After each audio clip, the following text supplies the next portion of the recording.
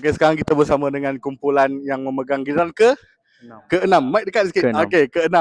Alright, kita akan interview kumpulan bernama kumpulan apa? Quranic Gen. Quranic Gen. Kenapa nama pilih Quranic Gen? Sebab kami daripada Sekolah Menengah Integrasi Sains Tahfiz. So kami memilih untuk nama yang berkait rapat dengan So kami. maksudnya semua pelajar adalah pelajar tahfiz lah. Ya betul. Awak tingkatan berapa sekarang? Kita 5 tahun ni. Dah syahdah? Dah habis lah, dah khatam. Dah khatam. Alhamdulillah, tahniah diucapkan. Baik. So, ini kali keberapa sampai ke kebangsaan? First time sampai ke kebangsaan. Dan kita ada coach yang di sebelah ni. Coachnya bukan calang-calang orangnya. Boleh paskan kepada coach. Okey. Kepada yang tidak mengenali coachnya ni, pernah membuat satu kejutan di peringkat kebangsaan 2023, betul coach? Betul. Bersama dengan kumpulan inspirasi. Kita pernah berjumpa, bersaing bersama. Bersaing Okay. secara sihat. Bersaing secara sihat. Okey.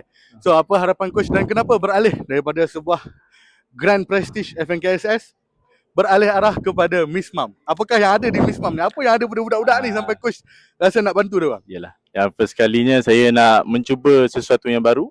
Okay. Dan meluaskan lagi empire. Meluaskan lagi empire. Okay. Dan meluaskan lagi pengetahuan lah. Bukan sekadar kat PNS saja.